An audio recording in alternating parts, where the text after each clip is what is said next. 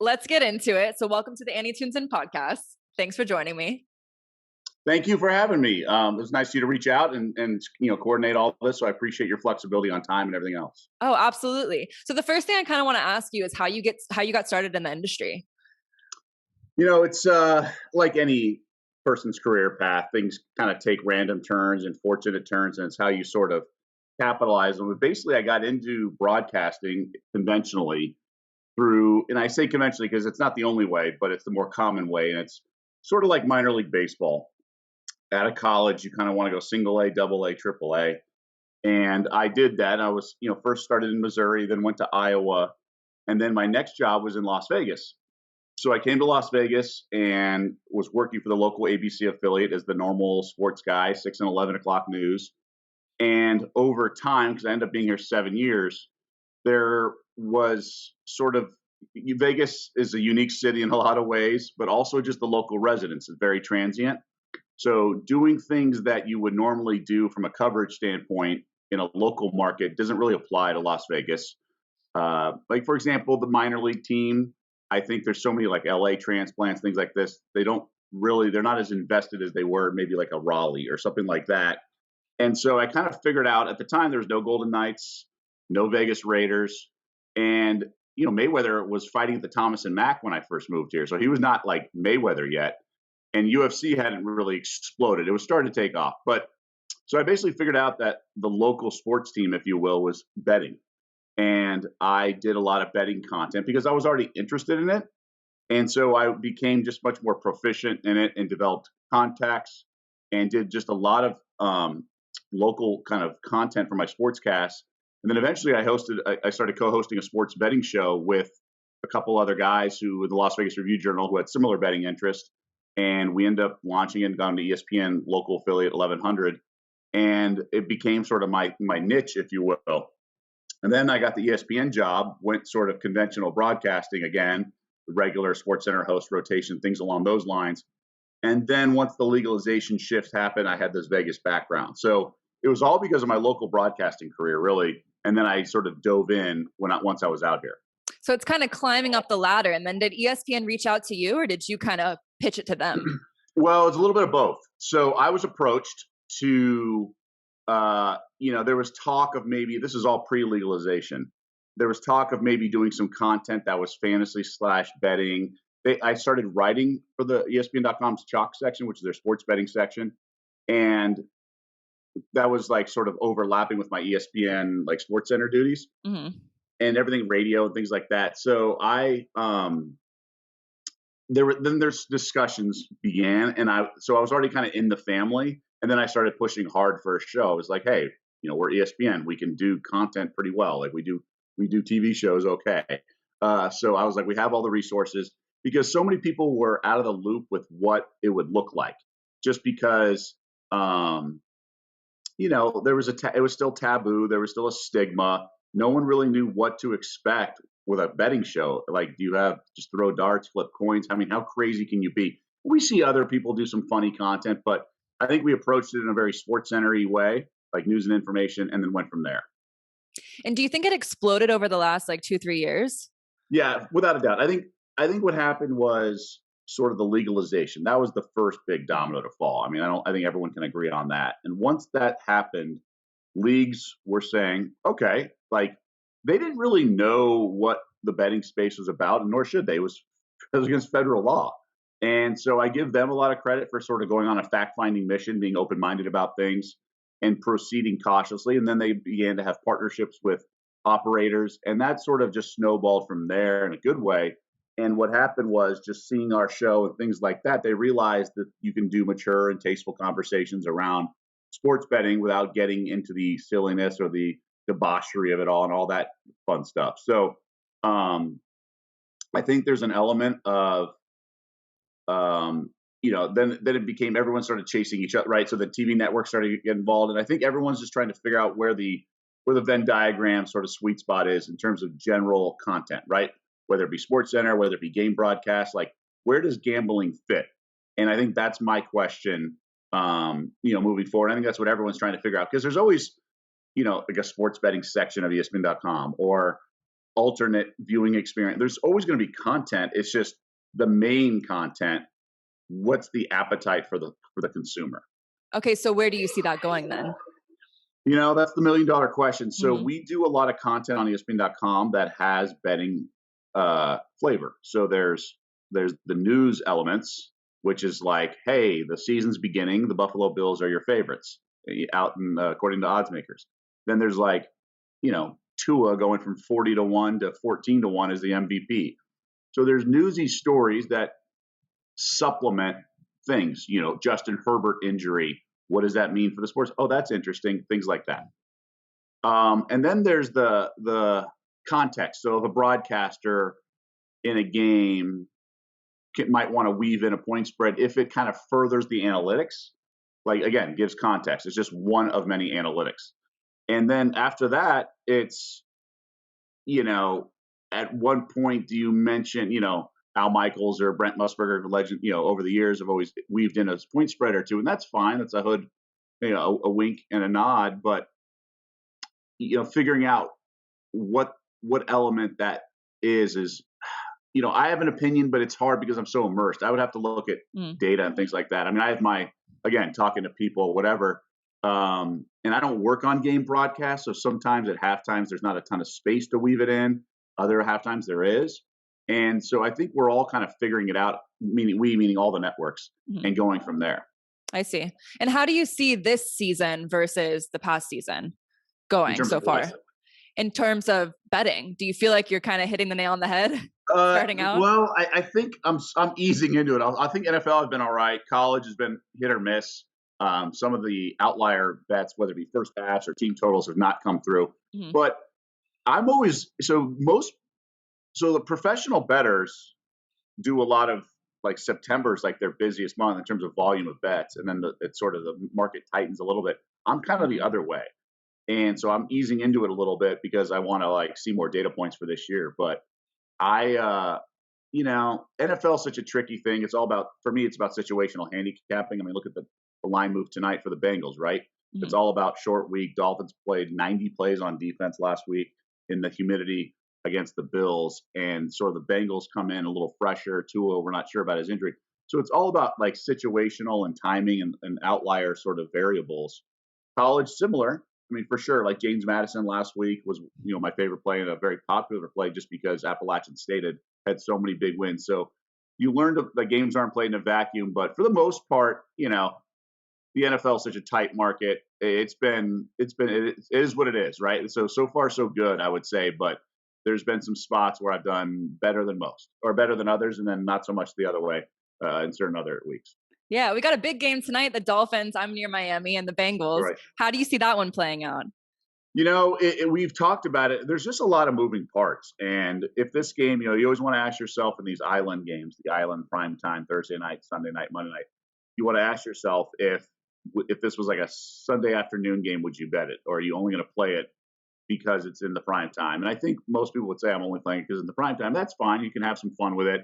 I do like Cincinnati to score points. I think the Bengals team total is what I'm going to focus on. I think this Miami defense has been shredded by teams that are not, or by good offenses. Like we saw what happened with the Ravens, what they did to them. We saw what the Bills were at least capable of doing, moving the ball.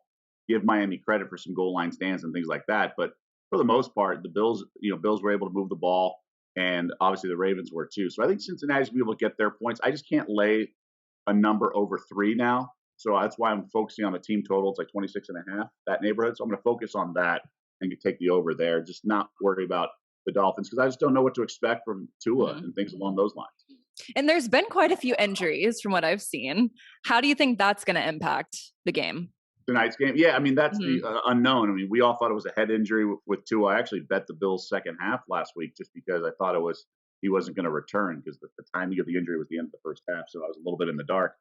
And, there's just, well, that's also the NFL. I mean, the team that wins the Super Bowl is the team that has the healthiest guys, right? Or the least banged up.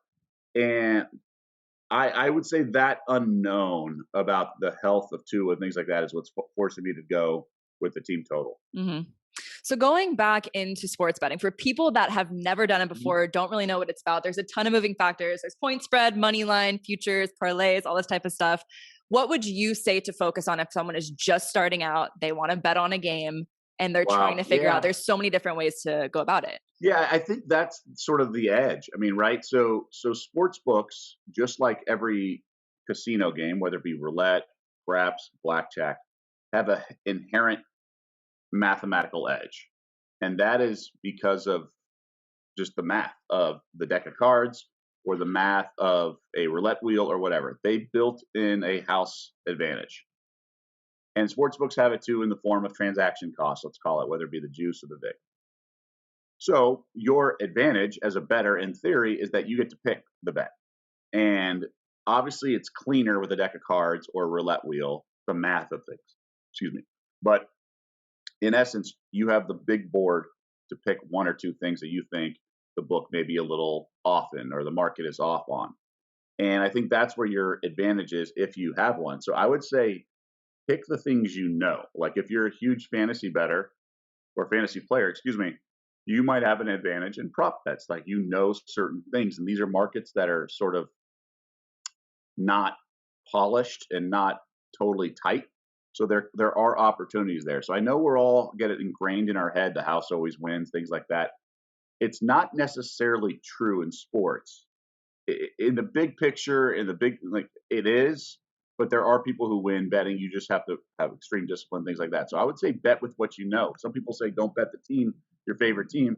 I would say definitely bet in games involving your favorite team because you know them the most. You follow them. And you have all the other things apply. Discipline, don't chase, all that stuff is paramount.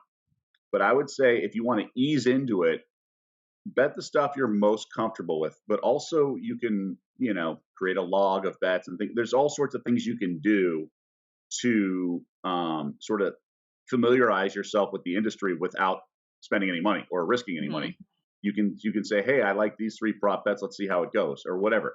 And then I would obviously say, understand what you're doing. Like, know what the transaction costs I mentioned earlier. Like, know what that juice means or that interest means or whatever you want to call it, and the likelihood of a bet and things along those lines. So I would say stick with what you know, dip your toe in, but also don't be afraid to sort of keep tallies of things on the side without even risking any money in the first place. Okay, so you kind of recommend to start small. Yes. See what happens. Okay, and are you studying analytics every day for hours a day? No. Analytics is a strong word. I don't want to portray myself as some sort of math modeler and things along those lines. I'll let the people who got specific degrees in that. I mean, I'm comfortable with certain math on things and trusting some of the data that we have from our research team and things like that. I am comfortable with numbers, but I would say like not to. I do not get consumed with that. I mean, for me, it's more situational handicapping. I watch as many games as possible. I basically watch every NFL game throughout the season. And I would say that's where I think the discipline and the learned exercise comes in. Like, for example, last week I was on the Panthers. It's like, who the heck was on the Panthers last week? But you learn over time that there's some situational spots where it was advantageous. Like I was on the Packers last week too. Beating the Bucks who looked dynamic. Again, that's just over time you sort of learn some things. And fortunately, those 2 games went my way. I mean, obviously they were super close, or at least the Bucks was. But you just learn sort of by doing that. It's less analytics for me than the math driven guys. Yeah, I guess you pick up a skill once you see the trends over time. You're doing it year after year after year. You start to realize like, okay, this could happen or this won't happen and things like that. Yeah, I mean, each sport has its own sort of nuances, right? NFL is not like college. Teams don't go undefeated. And so you just kind of learn where the spots are available. Spots being spots on the calendar, on the schedule, where a team might not be at full strength and show up. You can't run on full tank of gas all the time. And then you start to realize how tight the NFL market is, how games can be played. I mean, the spreads are all like between 0 and 12 or something like that for the most part. For the most part, like 0, 9, 8, right? And then if units of scoring are 7 or 3, a lot of that stuff can become a 1-score game against the spread, right? So if a team's down 15 and they're catching 11, like that's a 1-score game. Yeah. From covering, 1 score away from covering, right?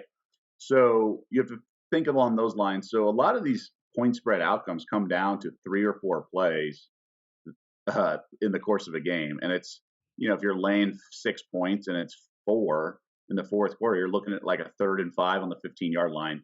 Is that going to be a first down or a field goal and things like that? So it really, there's like 3 or 4 swing plays and that's it. And I think that's important to keep in mind when you're looking at stuff and just realizing this is not played in a vacuum. I mean, we've seen all these like the Texans haven't won a game, but they're 3-0 against the spread. Or no, I'm sorry, they're 2-0-1 because they tied the Bears. But there's certain teams that are undefeated against the spread because they've been underdogs in all these games. So it's something to keep in mind. And when you take an underdog, obviously you have 2 ways to win. You can win with the point spread or just win outright. Absolutely. So there's also a mental component to it because you can't win everything. How do you deal with that when you maybe make a bet on a few times in a row and you lose them all? What happens there? Yeah, no, it's you have to just remind yourself that, I don't know, 56% or whatever you want to throw around there is what it can make you a millionaire, So, they're going to have your 44% of losses too. So if you can just understand that and maybe do a pseudo autopsy on where things went wrong, you're going to benefit from that. And sometimes you just have the wrong side or whatever, but you're right. But I think it's like anything in life. You want to, you don't want to suppress emotion, but you want to sort of keep things in check and go from there. So I think it's all about finding the right balance in that regard, but maybe balance isn't the right word, but just, understanding and reminding yourself that it's not about, you're not a free throw shooter where 95% is, awesome. Like 56, 57, 58 is amazing. All right. That's a good thing to keep in mind. And I guess you have to know that you're not going to win everything. There's going to be things that happen. So you have to be realistic with everything. What are your views on McCarthy? I'm not a big fan. I can see that. I saw your Twitter. I thought it was hilarious. Anyone checks my Twitter feed. Look, I was actually hosting Sports Center a handful of years ago on that Sunday where the Packers relieved him of his duties. And I was hosting it with Jeff Saturday and Ryan Clark. And Ryan Clark, I was asking their reaction. And Ryan Clark said, when they were most recently in the Super Bowl, as an analyst, I didn't have to prepare much for them because his offense was so stale. He was running the stuff that when I played against him in the Super Bowl, the Packers and Steelers. He's like, the guy just is pretty basic and pretty limited. And that was just Ryan Clark reacting to him getting. So a lot of people say that's the reason Aaron Rodgers only has one Super Bowl ring, because they've had some ridiculous losses in the playoffs over the years. The blown lead to Seattle comes to mind. I think McCarthy, especially if he outsources the defense to Dan Quinn and the offense to Kellen Moore, like what's he in charge of? He struggles with game management in terms of timeouts and fourth down decisions and challenges. There's just never a time where I said, wow, this guy really is giving his team a coaching edge. I think he's pretty lost out there. So what do you think is going to happen for the team as the season continues? Yeah, you wonder if the Dak injury almost bought him another year. I think he's going to be replaced ultimately. I don't think Jerry Jones is going to mess around waiting on a certain coach, but I also never would have thought he'd be hired in the first place. I mean, head coach of the Dallas Cowboys. Imagine the prestige that comes with that job, and absolutely for him not to be part of for him to even be considered was a surprise to me. And I think last year they obviously had a really solid regular season, especially the first half. But there's no, forgetting the word, but we don't know what it would have been with a different coach, right? We have no placebo effect like we do in medicine, right? You just don't know. I mean, we only know what happened.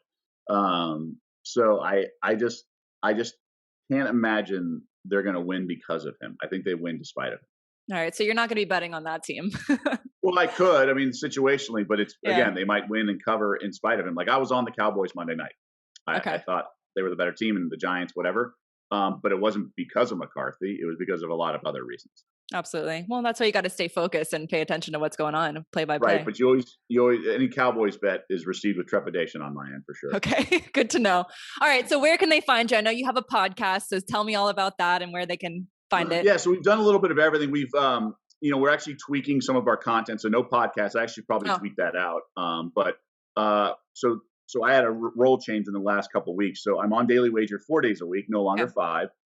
Daily Wager is on at 6 Eastern on ESPN2 for the most part, and then Sunday mornings at 9 a.m. Eastern. And I'm basically doing a lot of reporting slash analysis on games, and it's more sort of an aggregator of information and betting what's going on behind the scenes and things like that. And then also injecting my opinion, talking to pro bettors and odds makers, and sort of like all encompassing one. But social media at Doug ESPN, very simple in terms of a podcast. In terms of Twitter and Instagram. And I'll be guesting on podcasts like yourself and other ESPN ones as well. And I write columns on Saturday and Sunday. And so that's the big thing during the football season. I have a column, sort of the cheat sheet, we're calling it, like what you need to know if you're just sitting down looking at games here this Saturday morning or the Sunday morning. Here's what's going on. Here's some top plays. Here's where the money has moved the market. And I think that's sort of like simplifying it for a lot of super helpful our consumers, right? Yeah, just like game day. I mean, we're immersed in the space all week, and we're talking about a half point here and a half point there. But people have busy lives, so Saturday morning it gets posted. I wrote sort of like an intro about maybe the biggest game or the biggest storyline from an odds making perspective, and then here's some picks. Here's where the smart money is, and you go from there. Awesome. Well, thank you so much. I'll go ahead and put it in the description. Okay, you got that. And I know you had your pet. My dog's making some noise here too, so your cat was crawling around. That's the beauty of these Zooms. She's behind. Yeah. Well, thank you so much for joining me today. I appreciate it. Oh, so nice of you. Thank you for having me.